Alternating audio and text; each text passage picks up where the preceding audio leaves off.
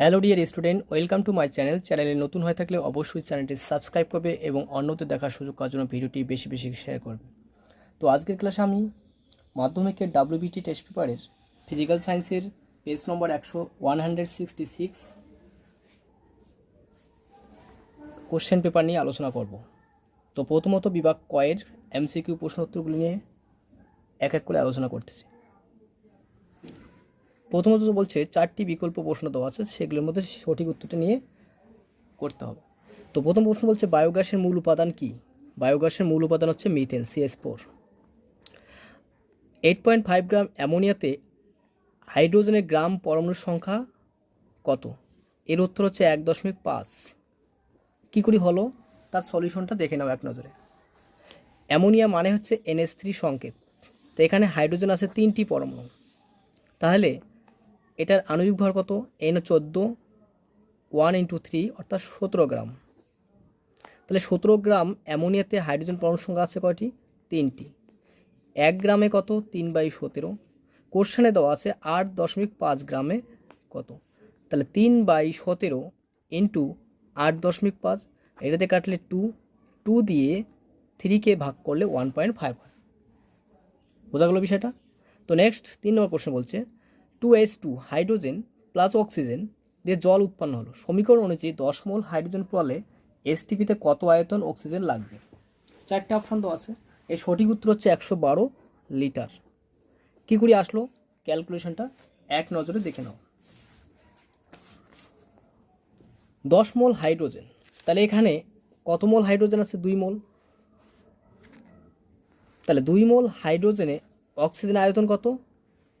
1 মোল অর্থাৎ 22.4 লিটার।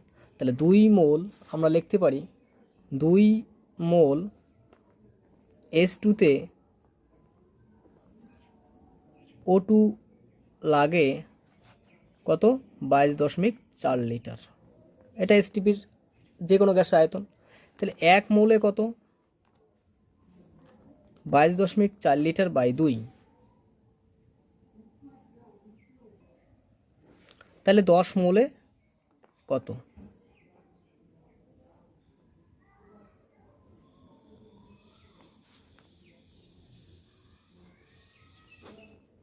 22.4 গুণন 10/2। 2 দিয়ে আমরা যদি 2 না কাটি তাও চলবে, দশমিক তুলি দিয়ে নিচে 10 লেখো। 10 ক্যান্সেল, তাহলে 224কে 2 দিয়ে কাটলে 112 লিটার। তাহলে 112 লিটারে দেওয়া আছে ঠিক চিহ্ন। নেক্সট কোশ্চেন বলছে SI পদ্ধতির তাপ পরিমাপকের একক কী? Watt, metre inverse, K inverse. দিনের বেলায় আকাশকে নীল দেখার কারণ আলোর বিক্ষেপণ। বস্তুর সকল অবস্থানে অসৎ সমশিষ্য প্রতিবিম্ব গঠন করতে পারে উত্তল লেন্স, অবতল লেন্স না অবতল দর্পণ না কোনোটে? এর উত্তর হচ্ছে অবতল লেন্স। সমমানের N সংখ্যক রোধকে সমান্তরাল যুক্ত করলে যদি তুল্যরোধ R হয়, তাহলে প্রতিটি রোধের মান কত হবে? অ্যান্সার হবে R রোধ হবে। তড়িৎ ক্ষমতা P, বিভব প্রভেদ V, রোধ R হলে এর সম্পর্কটি কোনটি হবে?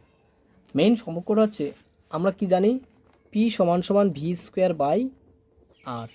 তো এখানে কোন সম্পর্কটা হতে পারে? তো আমরা যদি এটাকে কোণাকুণি গুণ করি, অর্থাৎ PR = V²। দেখো কোথায় আছে PR = V²? PR = V², অর্থাৎ এ নম্বর অপশানে রয়েছে। 9 নম্বর কোশ্চেন বলছে নিচের কোন আইসোটোপটি তেজস্ক্রিয়? এখানে কোন আইসোটোপটি তেজস্ক্রিয়? সেটা হচ্ছে অক্সিজেন 1614। তো 1-9 এর সঠিক উত্তরটি হবে বি নম্বর অপশানটি। মিস্টেক করে এটা হয়ে গেছে C14/6। আর 1-7 অ্যান্সার হবে এ নম্বর অপশান। তো তোমরা সবাই ঠিক করে নিও, এ নম্বর অপশানটা সঠিক উত্তর। 1-10 বলছে অক্সিজেন, নাইট্রোজেন, কার্বন এবং ফ্লোরিন যৌগগুলির তড়িৎ ঋণাত্মকতার সঠিক ক্রম কোনটি হবে? এর সঠিক ক্রম হবে F > O N C, অর্থাৎ বি নম্বর অপশান। নিচের যে যৌগটি দ্রবীভূত বা গলিত অবস্থা তড়িৎপন্ন করতে পারে না সেটি হলো ক্লোরোফর্ম, অর্থাৎ CCl4, সঠিক উত্তর। তো নেক্সট 12 নম্বর কোশ্চেনে বলছে কপার তড়িৎদ্বার ব্যবহার করে কপার সালফেট জলীয় দ্রবণ তড়িৎ বিশ্লেষণ করলে Cu2+ এর পরিমাণ অপরিবর্তিত থাকবে, সঠিক উত্তর। হাইড্রোজেন সালফাইড গ্যাস শুষ্ক করতে ব্যবহার করা হয় P2O5। ম্যাগনেলিয়াম, এটা ম্যাগনেসিয়াম হবে না, এটা ম্যাগনেলিয়ামের প্রধান উপাদান হচ্ছে অ্যালুমিনিয়াম। মিথেন H+C+H এর কোনটার নাম হচ্ছে 109 ডিগ্রি 28 মিনিট। তো MCQ 15টা কোশ্চেন হয়ে গেলো। এবার বিভাগ ক্ষয়ের সংক্ষিপ্ত প্রশ্ন উত্তর। তো আমি উত্তরগুলো বলছি, তোমরা এক এক করে নোট করে নিও। উত্তপ্ত ভূপৃষ্ঠে রশ্মি বিকিরণ করে তার নাম কি? তার উত্তর হচ্ছে অবলোহিত রশ্মি। শূন্যস্থান পূরণ করো। গ্রিন হাউস এফেক্টের জন্য দায়ী অবলোহিত রশ্মি। 2-2 বলছে ভূতাপ শক্তির উৎস কি?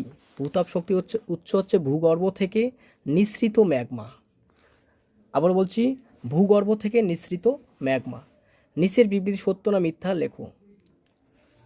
কি বলছে? উষ্ণতার পরম স্কেলে ঋণাত্মক মান পাওয়া অসম্ভব। এই কথাটা 100% সত্য। 2-4 বলছে গ্যাসের আয়তন, আণব আয়তন কিসের উপর নির্ভর করে? গ্যাসের আণব আয়তন চাপ ও উষ্ণতার উপর নির্ভরশীল। 2-5 বলছে সত্য মিথ্যা।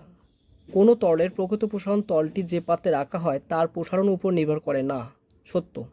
অথবা দুই দণ্ডের দৈর্ঘ্য L1 L2 আর দৈর্ঘ্য প্রসারণ গুণাঙ্ক α1 α2 হলে কি শর্তে এদের পার্থক্যের সমান উষ্ণতায় সমান থাকবে? উত্তর হচ্ছে L1 α1 সমান L2 α2, এটাই হচ্ছে শর্ত। 2-6 কোন ধরনের লেন্সের দ্বারা দীর্ঘদৃষ্টি প্রতিকার করা যায়? এই সঠিক উত্তর হচ্ছে উত্তল লেন্স। উত্তল লেন্স দ্বারা দীর্ঘদৃষ্টি প্রতিকার করা যায়। আর হ্রস্ব দৃষ্টি অর্থাৎ মায়োপিয়াতে অবতল লেন্স দ্বারা প্রতিকার করা যায়। কোনো মাধ্যমের পরম প্রতিসংখ্যার সঙ্গে আলোর গতিবেগের সম্পর্ক কীরূপ? ব্যস্ত সম্পর্ক। আলোর প্রতিসংখ্য বাড়লে গতিবেগ বাড়বে, আর আলোর গতিবেগ বাড়লে প্রতিসংখ্য বাড়বে, অর্থাৎ ব্যস্ত সম্পর্ক। 108 বাল্বের প্রতি মিনিটে কত শক্তি খরচ করে? 108 বাল্ব প্রতি সেকেন্ডে কত শক্তি খরচ করে? 6000 বা 6000 জুল তড়িৎ শক্তি খরচ করবে। 1 কুলম্ব আধান কতগুলি ইলেকট্রন আধানের সমান? 1 কুলম্ব আধান 6 × 10⁸ আধানের সমান। ভর ত্রুটি 1 গ্রাম হলে নিউক্লিয় বন্ধন শক্তির পরিমাণ কত? ভর ত্রুটি 1 গ্রাম হলে নিউক্লিয় বন্ধন শক্তির পরিমাণ হবে 9 × 10⁻13 জুল। অথবা বলছে একটি কৃত্রিম তেজস্ক্রিয় মৌলের নাম লেখো। উত্তর হচ্ছে প্লুটোনিয়াম। তো আমাদের শর্ট কোশ্চেন হয়ে গেল। এবার মেসিংটা হচ্ছে সন্ধিগত মৌলের সঙ্গে হবে Fe অর্থাৎ 1 সঙ্গে C। মুদ্রা ধাতু এজি হচ্ছে একটা মুদ্রা ধাতু, অর্থাৎ 2 সাথে A। থার্মিট পদে উচ্চ উষ্ণতায় Fe2O থেকে বিজারিত করে অ্যালুমিনিয়াম, অর্থাৎ 2 নম্বর অপশান। আর ক্যালামাইন যে ধাতুর আকরিক সেটা হচ্ছে জিঙ্ক, অর্থাৎ B নম্বর অপশান। তো আমাদের মেসিং কমপ্লিট। এবার বলছে ন্যাপথলিন এবং সোডিয়াম ক্লোরাইডে কোনটি গলনাঙ্ক অধিক? যে সমস্ত যৌগগুলি তড়িৎ ধনাত্মক অর্থাৎ তড়িৎ বিশ্লেষ্য বা আয়নীয় যৌগ তার অত্যাধিক গলনাঙ্ক থাকে, অর্থাৎ সোডিয়াম ক্লোরাইড হচ্ছে তড়িৎ গলনাঙ্ক সর্বাধিক। কপার তড়িৎদ্বারে সহ কপার সালফেট জলীয় দ্রবণ তড়িৎ বিশ্লেষণ ঘটলে যে দ্রবণের বর্ণের এবং গাঢ়ত্বের কী পরিবর্তন হবে? উত্তর বর্ণ গাঢ়ত্বের কোনো অপরিবর্তিত থাকবে। অথবা একটি জৈবের উদাহরণ দাও যার জলীয় দ্রবণের মৃদু তড়িৎ বিশ্লেষণ অর্থাৎ অ্যাসিটিক অ্যাসিড। এর উত্তর হচ্ছে অ্যাসিটিক অ্যাসিড বা CH3COOH। শূন্যস্থান পূরণ। পরমাণু ইলেকট্রন গ্রহণ বা বর্জন করলে ড্যাশ উৎপন্ন হয়? উত্তর হচ্ছে আয়ন উৎপন্ন হয়। 2-15 কোশ্চেনটি এবছরের জন্য VBI। কি বলছে? ক্ষারীয় নাইট্রোফোসাইটের দ্রবণ দ্বারা কোন গ্যাসে শনাক্তকরণ করা যায়? এটা হচ্ছে ক্ষারীয় নাইট্রোফোসাইট দ্বারা হাইড্রোজেন সালফাইড গ্যাসকে শনাক্তকরণ করা যায়। ম্যাগনেসিয়াম নাইট্রেটের সঙ্গে ফুটন্ত জলের বিক্রিয়ায় ঝাঁঝালো গন্ধযুক্ত কোন গ্যাস উৎপন্ন হয়? উত্তর হচ্ছে অ্যামোনিয়া। অ্যামোনিয়া একটা ঝাঁঝালো গন্ধযুক্ত, আর হাইড্রোজেন সালফাইড হচ্ছে পচা ডিমের গন্ধযুক্ত একটি গ্যাস। 2-16 বলছে অসল পদ্ধতিতে নাইট্রিক অ্যাসিড শিল্প বস্তুতে ব্যবহৃত অনুঘটকটির নাম কি? হচ্ছে প্লাটিনাম টারজালি, অর্থাৎ PTRS মিশ্রণ। CH3CH2OH এর সমকোণী যৌগের একটি গঠন সংকেত হলো কি? এর গঠন সংকেত হচ্ছে CH3CH2CH2OH। একটি কার্বনবিহীন কার্যকরী মূলকের উদাহরণ, অর্থাৎ কার্বন নেই অনুপস্থিত এমন একটি কার্যকরী মূলকের নাম হবে বন্ড OH, এখানে অক্সিজেন যুক্ত। তো নেক্সট, ইথিলিন ও পলিথিনের মধ্যে একটি পার্থক্য লেখো। ইথিলিন একটি গ্যাসীয় পদার্থ আর পলিথিন একটি কঠিন পদার্থ। তো এই ছিল পার্থক্য। আমাদের এবার বিভাগ গয়ের গাণিতিক প্রশ্নগুলো নিয়ে এক এক করে আলোচনা করব। তোমার ধৈর্য সহকারে সমস্ত প্রশ্নের উত্তরগুলি খাতায় নোট করে নিয়ে মুখস্থ করবে। তো বিভাগ গয়ের বলছে গাণিতিক প্রশ্ন 3-2, স্থির চাপে 0°C থেকে 35°C উষ্ণতা বৃদ্ধিতে কোনো গ্যাসের আয়তন 1 লিটার থেকে বেড়ে 1.12 লিটার হয়। এর থেকে পরম শূন্যের মান সেলসিয়াস স্কেলে নির্ণয় করো। কোশ্চেনটি খুবই দুর্দান্ত ভালো কোশ্চেন একটি।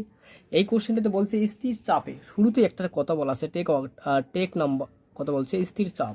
এখানে স্থির চাপ বলতে চার্লসের সূত্রকে বোঝানো হচ্ছে, অর্থাৎ চার্লসের সূত্রে গাণিতিক রূপটি হচ্ছে V1/T1 = V2/T2। তাহলে এই সূত্র দিয়ে আমরা যদি এই অঙ্কটাকে আমরা সলিউশন করি তাহলে বিষয়টা হচ্ছে V1/T1 = V2/T2। ধরি পরম শূন্য উষ্ণতার মান -T°C, শূন্যকে অর্থাৎ টিকে 35°C সমান এটাকে কেলভিন বানাতে গেলে টির সঙ্গে 35 যোগ করতে হয়, মানে 273 সঙ্গে 35। টির মান আমার জানা নেই, তাহলে T1 = টিকে, V1 মানে প্রাথমিক আয়তন 1 লিটার, আর T2 = T + 35 লিটার, আর V2 = 1.12 লিটার। এই মানগুলো আমরা সূত্রে যদি ইনপুট করে আমাদের রেজাল্ট দাঁড়াবে, দেখে নাও,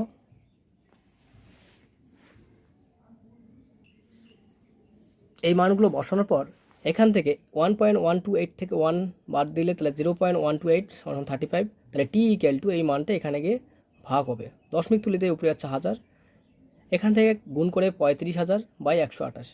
35,000কে 128 দিয়ে ভাগ করলে 273.43 কেলভিন আসে।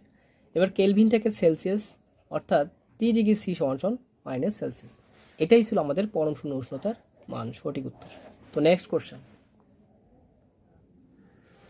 নেক্সট এই কোশ্চেনটারে একটা অথবা প্রশ্ন দিয়েছে, প্রশ্নটি খুব ভালো। 2 মোল পরিমাণ একটি গ্যাস 127°C তাপমাত্রায় 8.2 লিটার আয়তন দখল করে, গ্যাসটির চাপ কত? এই কোশ্চেনটি আদর্শ গ্যাসের সমীকরণ প্রতিষ্ঠা করো, যে সমীকরণটা সেটার থেকেই প্রশ্নটি তৈরি করা হয়েছে, অর্থাৎ PV = nRT। এই সম্পর্কতে আমরা এই অঙ্কটা সলিউশন করব। তাহলে আদর্শ গ্যাসের সমীকরণটি কি? PV = nRT। এখানে কোশ্চেনে কী কী দেওয়া আছে? কোশ্চেনে আমাদের বের করতে বলছে গ্যাসটির চাপ কত, তাহলে পির মান বের করবো। তাহলে P = nRT/V। তাহলে কার কার মান দেওয়া আছে সেটা দেখো। n = 2 মোল। আর কি দেওয়া আছে?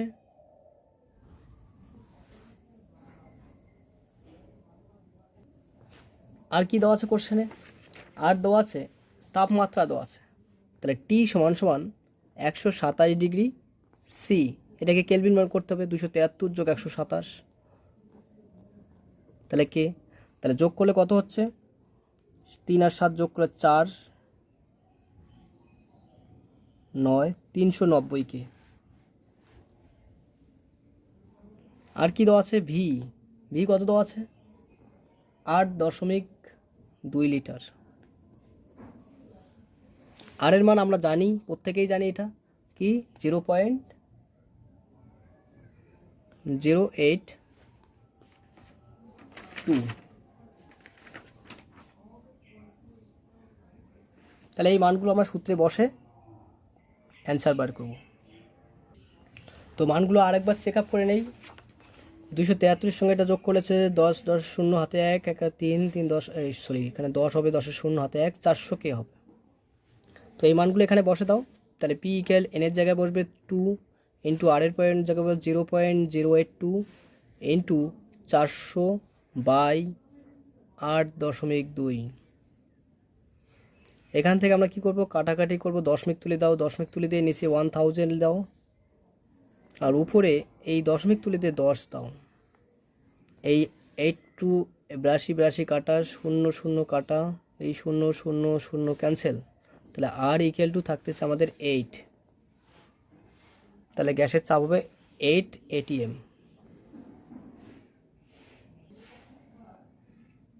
তাহলে গ্যাসটির চাপ হলো 8 atm। তো নেক্সট কোশ্চেন।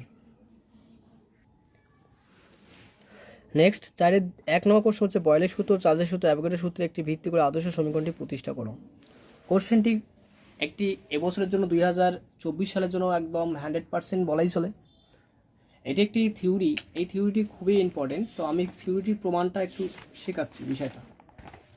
প্রথমে বলছে বয়েলের সূত্র অনুসারে, তাহলে বয়েলের সূত্র অনুসারে আমরা কী লিখতে পারি, ভি ভেরিয়াস 1/p, যখন কি গ্যাসের উষ্ণতা চাপ স্থির, উষ্ণতা স্থির। চার্লসের সূত্র আমরা লিখতে পারি ভি ভেরিয়াস টি। আরেকটা সূত্র লিখতে পারি এখানে চাপ স্থির। আরেকটা সূত্র হচ্ছে অ্যাভোগাড্রোর সূত্র, অ্যাভোগাড্রোর সূত্র অনুসারে লিখতে পারি ভি ভেরিয়াস এন, অর্থাৎ নির্দিষ্ট চাপ উষ্ণ সমআয়তন গ্যাসের সমসংখ্যক অণু থাকে, অর্থাৎ ভি ভেরিয়াস এন।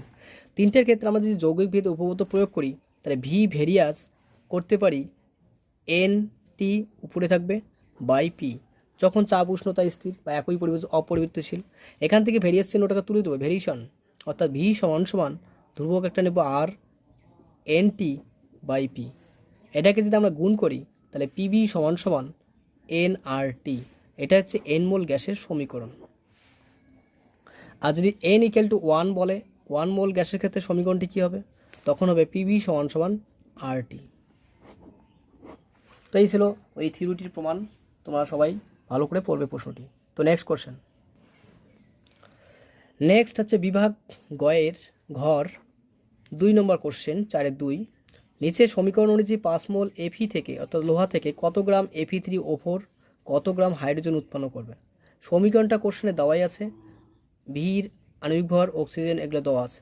তো এখান থেকে আমাদের সমীকরণ থেকে লোহা এবং Fe3 ওর আণবিক ভর অর্থাৎ বের করে তারপর সলিউশন সমাধান করব।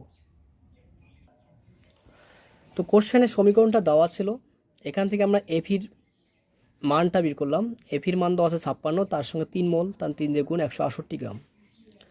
এখান থেকে Fe3O4, তাহলে এফির মান 56, তার নিচে 3 গুণন 3 প্লাস অক্সিজেন 16 প্লাস তার নিচে 4 আছে 4, এটাকে গুণ যোগ করলে 232 গ্রাম। আর হাইড্রোজেনের পরিমাণটা বের করলাম, কারণ আরেকটি প্রশ্ন আছে সেখানে আমাদের কাজে লাগবে। 4 মোল হাইড্রোজেন আছে। তো প্রথম প্রশ্নে বলছে কত গ্রাম Fe3 উৎপন্ন হবে, তাহলে 3 মোল অর্থাৎ 3 মোল থেকে এত গ্রাম উৎপন্ন হচ্ছে, সেটাই লিখব। 3 মোল এফি থেকে Fe3O4 উৎপন্ন হয় 232 গ্রাম। তাহলে 1 মোল থেকে কত, কোশ্চেনে কত দেওয়া আছে 5 মোল, তাহলে 5 মোলে কত। তো এখান থেকে কাটাকাটি যাচ্ছে না, আমরা কী করবো, 5 দিয়ে 232কে গুণ করে হচ্ছে 1160 বাই 3।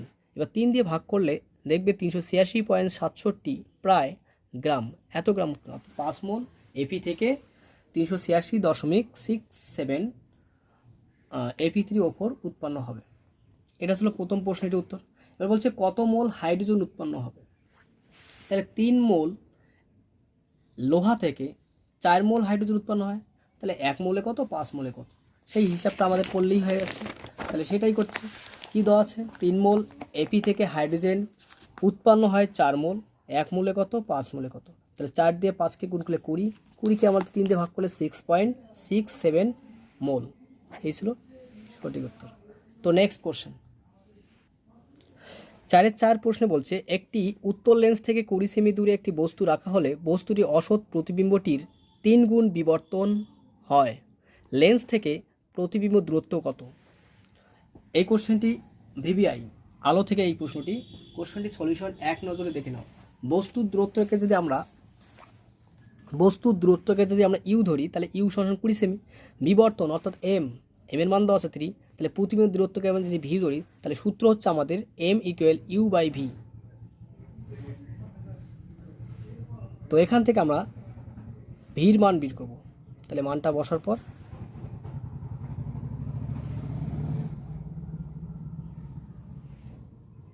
তাহলে ভি ইন্টু 3 ইন্টু 60 সেমি, এটাই ছিল সঠিক উত্তর। তোমাদের টেস্ট পেপারে যে প্রশ্ন উত্তরটা দেওয়া আছে সেটা ভুল আছে, এটা হচ্ছে সঠিক উত্তর। তো নেক্সট কোশ্চেন, অথবা বলছে একটি আলোর রশ্মি বায়ুমধ্য দিয়ে এসে একটি কাঁচ ফলকের উপর 30 ডিগ্রি কোণ আপতিত হয়। যদি বায়ুর সাপেক্ষে কাচের প্রতিসরাঙ্ক 1.5 অর্থাৎ মিউ এর মান যদি 1.5 হয়, তাহলে প্রতিসরণে আলোর রশ্মির চ্যুতি কোণ কত হবে, অর্থাৎ ডেল্টার মান আমাদের এখানে ক্যালকুলেশন করতে বলছে। তো আমরা কি জানি, মিউ ইকুয়াল অর্থাৎ প্রতিসরাঙ্ক equal to sine I by sine R, sine I by sine R সমান সমান 1.5, এটা হচ্ছে মিউ এর মান। আই এর মান অর্থাৎ আপাতন কোণের মান 30 ডিগ্রি, আর এর মান আমাদের বের করতে বলছে। তাহলে মিউ এর জায়গায় মিউ এর মান বসাও 1.5 sine 30 degree by sine R. Sine 30 degree অর্থাৎ সাইন আমার কোনাকুনি গুণ করলে সাইন আর সমান সমান সাইন 30 ডিগ্রি মান হচ্ছে হাফ 1/2, তার নিচে 1.5। এটাকে দশমিক তুলে 2 থেকে নিচে আসলো, তাহলে 5কে 2 দিয়ে গুণ করলে 1/3।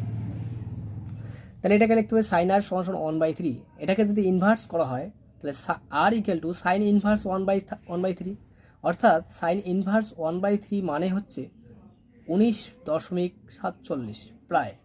এটা হচ্ছে আর এর প্রতিসরণ কোণ, অর্থাৎ ডেল্টা ইকুয়াল টু আমরা কি জানি, এটা যেহেতু লঘু মাধ্যম থেকে ঘন মাধ্যম, তাদের ডেল্টা ইকুয়াল টু কী হয়, আপাতন কোণ মাইনাস প্রতিসরণ কোণ। তাহলে আই মাইনাস আর, আই এর মান দেওয়া আছে কোশ্চেনে 30 ডিগ্রি, তাহলে আর এর মান আমরা বের করলাম 19.47, তাহলে এখান থেকে মাইনাস করলে 10.53 ডিগ্রি। এটাই সঠিক উত্তর, বইয়ের উত্তরটা ভুল আছে। তো নেক্সট কোশ্চেন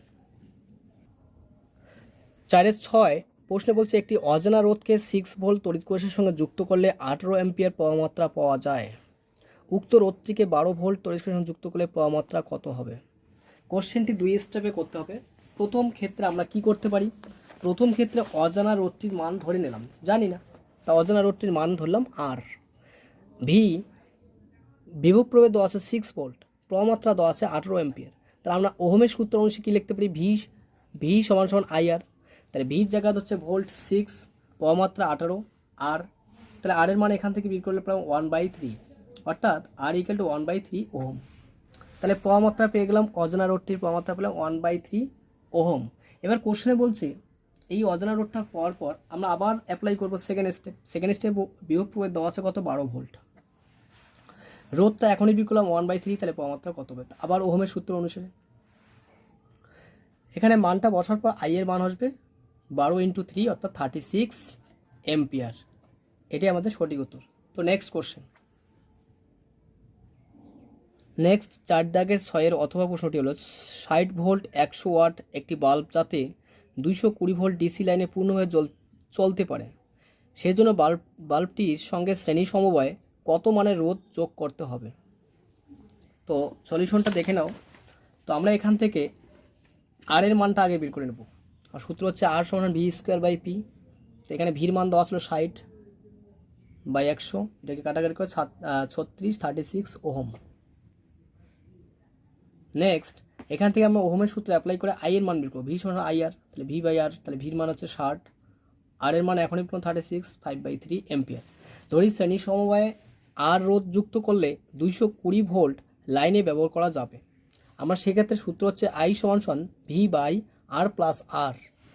আই এর মান 5/3 ভোল্ট, 220 ভোল্ট লাইনে যুক্ত করবে সেটা দেওয়া আছে, আর এর মান আমরা 36 বের করছিলাম, ছোটো হাতের আর ধরে নিয়েছি। তো এখান থেকে সমাধান করে 180 + 5r কোনাকুনি গুণ করে এটার সঙ্গে 5r সমান সমান 160, এটার সঙ্গে গুণ করলে 660 মাইনাস 180, 480 মাইনাস করলে তাহলে আর ইকুয়াল টু 5 দিয়ে এটাকে ভাগ করলে 96 ওহম। তো এই ছিল গাণিতিক সমাধানটি।